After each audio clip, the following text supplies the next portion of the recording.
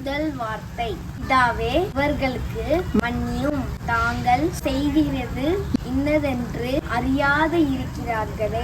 கர்த்தரும் இரட்சகருமாகிய இயேசு கிறிஸ்துவின் நாமத்தினாலே பீஸ்ஃபுல் மினிஸ்ட்ரி சார்பாக உங்களை சந்திப்பதில் மிகுந்த மகிழ்ச்சி அடைகிறேன். இன்றைக்கு இயேசு சுவாமி சிலுவையில் மொழிந்தள்ளிய முதலாம் வார்த்தையை குறித்து பார்ப்போமா?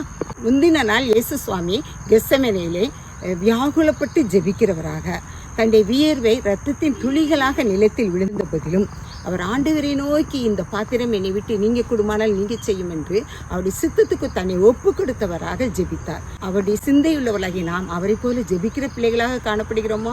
அவர் சிலுவையிலும் கூட தன்னுடைய முதலாம் வார்த்தையில் லூக்கா 23:34 பிதாவே இவர்களுக்கு மன்னியும், தாங்கள் செய்கிறது இன்னதென்று அறியாதிருக்கிறார்கள் என்று அவர் விபத்தை ஏறடிக்கிறவராக, பாவ மன்னிப்பை நமக்கு தருகிறவராக காணப்படுகிறார். ஆம், அவர் கெத்செமனேயில் ஜெபித்து முடித்த பிற்பாடு யூதாஸ் அவரை காட்டி கொடுக்க பிரதான ஆசாரியர், வேதபாரகர் எல்லாரும் அவரை பிடித்து கொண்டு விசாரணைக்காக அண்ணாவிடம், காய்பாவிடம், ஆலோசனை சங்கத்தாரிடம், பிலாத்துவிடம், ஏரோதுவிடம், மீண்டும் பிலாத்துவிடம் என அவர் கட்டுவிக்கப்பட்டவராக 6 இடத்துக்கும் அங்கும் இங்கும் அலைக்கழிக்கப்பட்டவராக விசாரணைக்கு அவர் கடந்து சென்றார். அந்த நேரமும் அவர் சிறிது கூட தண்ணீர் அருந்தவில்லை. பிற்பாடு அவரை பிலாத்து பஸ்கா பண்டிகையின் போது ஒருவரை நாம் விடுவிப்போம், அதை இந்த கிறிஸ்துவை விடுவிப்போம் என்று சொல்லி மக்களிடம் கேட்க, மக்கள் இவர் வேண்டாம், பராபாசை எங்களுக்கு விடுவியும், கிறிஸ்துவை சிலுவையில் அறையும் என்று அவரை இதன் குமாரனுக்கு ஓசனா என்று சொல்லி வாயார வாழ்த்திய அந்த ஜனங்கள் கிறிஸ்துவை சிலுவையில் அறையும் என்று ஓலமிட்டவர்களாக காணப்பட்டனர். பிலாத்துவும் அவரை சிலுவை மரணத்துக்கு ஒப்பு கொடுத்தான். தன் கரங்களை கழுவியவனாக அவன் சென்றான். இந்த ஜனங்களோ அவருடைய முகத்திலே காரி துப்பினவர்களாக, அவர் முதுகிலே சிலுவையில் அறையப்படுவதற்கு கொடுக்கப்படுகிற தண்டனையாக வாரினால் அவர் முதுகிலே அடித்தனர். அவர் முதுகு உழுத நிலம் போல காணப்பட்டது. இந்த சூழ்நிலையிலும் எருசலேம் வீதிகளின் வழியாக கொல்கதா மேட்டிற்கு சிலுவையை சுமந்தவராக செல்கிறார். அவரால் அவருடைய முதுகில் ஏற்பட்ட பாரம், அவர் அடிபட்ட அந்த வேதனை நிமித்தமாக அந்த சிலுவையை அவரால் சுமந்து செல்ல முடியவில்லை. ஆனாலும் அவர் சிலுவையை சுமந்து கொல்கதா மேட்டிற்கு வந்து சேர்ந்தார். இங்கே அவருடைய தலையிலே முள்மூடி சூட்டப்பட்டவராக அவரை சிலுவையிலே கிடத்தி, அவருடைய 2 கரங்களிலும் 2 ஆணிகளை கடாவி, அவருடைய 2 கால்களையும் ஒன்றாக வைத்து 1 ஆணி அதிலே கடாவி அவரை சிலுவையில் மேலே தூக்கிவிட்டனர். அவர் சிலுவை பாடுகளிலே தன்னை முற்றிலுமாக அர்ப்பணித்தவராக சிலுவையிலே தொங்குகின்றார். முள்மூடி அவர் தலையிலே குத்தப்பட்டு அவருடைய முகத்திலே ரத்தம் வடிந்தோடுகிறது. அவருடைய 2 கரங்களினால் அந்த முகத்தை துடைக்க முடியாதவராக எல்லோரையும் பார்க்கின்றார். அவருடைய தாயாரோ சிமியோன் சொன்ன பிரகாரமாக, உன் ஆத்மாவையும் ஒரு பட்டயம் உருவி போகும் என்று சொன்ன பிரகாரமாக அவருடைய இருதயம் நொறுங்குண்டவளாக, பட்டயம் உருவ குத்தினவளாக அவள் இயேசுவை பார்க்கிறவளாக, அவளோடு மகதலேனா மரியாளும் பார்க்கிறவர்களாக காணப்படுகின்றனர்.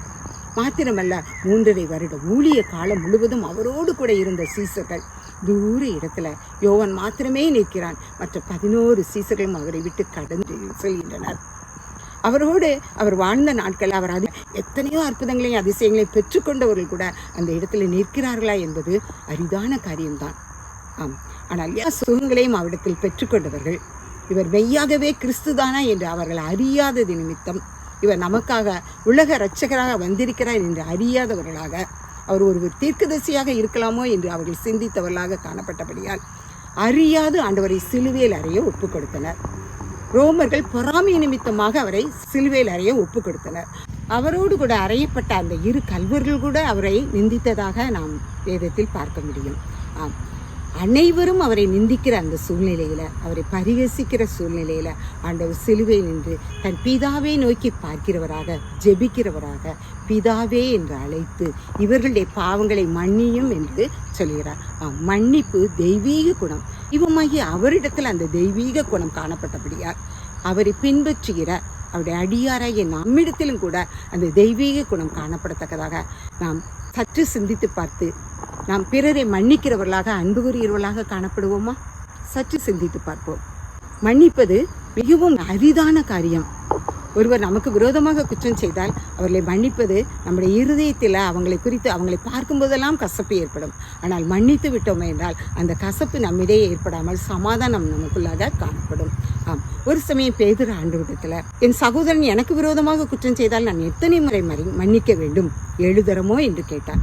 ஆண்டவர் அவனிடத்தில் சொன்னார், 7 தரம் மட்டுமல்ல 770 தரம் மன்னிக்க வேண்டும் என்று சொன்னார். மன்னிப்பில் தயை பெருத்தவர் அவராய் இருந்தபடினால் இந்த சூழ்நிலையிலும் தன்னுடைய கடைசி சொட்டு இரத்தத்தை இழந்து அந்த சிலுவையிலே அவர் தொங்கிக் கொண்டிருக்கிற அந்த நேரத்திலும் அவர் மன்னிக்கிறவராக காணப்பட்டார். அதனால்தான் பேதுருவிடம் 70 தரம் மன்னிக்க வேண்டும் என்று சொன்னார். அதை நிறைவேற்றுகிறவராக அந்த இடத்திலே அவர் காணப்பட்டார். யோசேப்பு தன் சகோதரர்களால் குழியிலே தள்ளப்பட்டவனாக, அமெரிக்கரோடு 20 வெள்ளிக்காசுக்காக விற்கப்பட்டவனாக, எகிப்துக்கு கொண்டு போகப்பட்டவனாக காணப்பட்ட மாத்திரத்தில் எகிப்தின் அதிகாரியாக அவன் காணப்பட்ட பொழுது, இவனுடைய சகோதரர்கள் பஞ்சத்தின் காரணமாக எகிப்திற்கு தானியத்தை வாங்க வரும் பொழுது தன்னுடைய சகோதரர்கள் என்று அவன் அறிந்திருந்தும் அவர்கள் மீது அவன் விரோதம் கொள்ளாதவனாக, அவர்களை மன்னிக்கிறவனாக, ஏற்றுக்கொண்டவனாக காணப்பட்டான். நாம் யோசேப்பு போல மன்னிக்கிற குணம் நம்மிடத்தில் காணப்படுகிறதா? ஆண்டவரை பின்பற்றுகிற நாம் மன்னிக்கிற குணம் சுபாவம் உள்ளவளாக காணப்பட ஆண்டவர் விரும்புகிறார். மாத்திரமல்ல, ஏசாவை யாக்கோபு சேஷ்ட புத்திரபாகத்தை ஏமாற்றி பெற்றுக்கொண்டார். அது மாத்திரமல்ல, அவனுடைய ஆசீர்வாதங்களையும் அவன் ஏமாற்றி சுதந்திரித்து கொண்டவனாக தன்னுடைய மாமன் வீட்டுக்கு சென்றான். அங்கே தன் மாமனால் ஏமாற்றப்பட்டவனாக திரும்பி வருகையில் ஏசாவனை எதிர்கொண்டு மன்னித்தவனாக, மன்னிக்கும் குணத்தை யாக்கோபிடம் காட்டியவனாக காணப்பட்டான். இந்த ஏசாவின் சுபாவம், இந்த மன்னிக்கும் சுபாவம் நம்மிடையே காணப்படுகிறதா? நமக்கு விரோதமாக எத்தனையோ பேர் எத்தனையோ காரியங்களை செய்வார்கள்.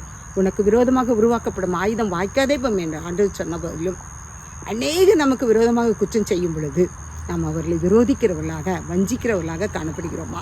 இல்லது இந்த ஆண்டவர் தெய்வீக குணத்தை கொண்டவராக சிலுவையில் சொல்லி அந்த முதலாம் வார்த்தையை நம்முடைய வாழ்க்கையில அப்பியாசப்படுத்துகிறவர்களாக காணப்படுகிறோமா? சற்று சிந்தித்து பார்ப்போம்.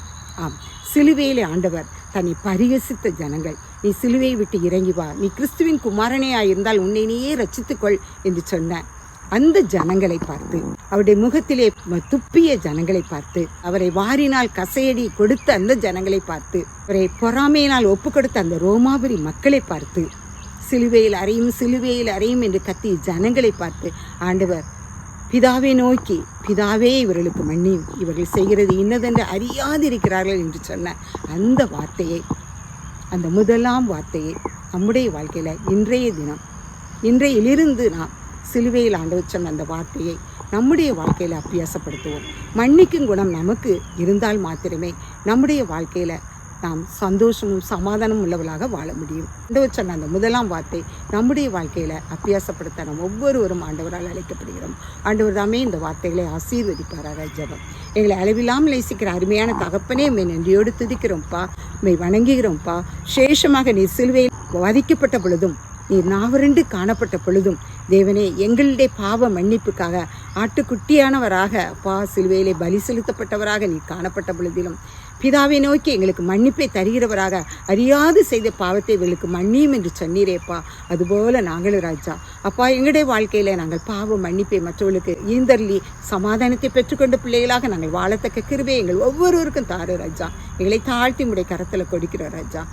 நீர் விரும்புகிற வண்ணம் வாழ எங்களுக்கு நீர் உதவி செய்யும். அனிதினம் உடைய சிலுவையை தியானிக்கிறவர்களாக, அதன் மூலமாக நாங்கள் ஆசீர்வாதத்தை சுதந்திரித்துக் கொள்கிறவர்களாக வாழ எங்களுக்கு கிருபை செய்யும். இயேசுவின் மூலம் ஜெபங்களும் நல்ல பிதாவே. ஆமேன், ஆமேன்.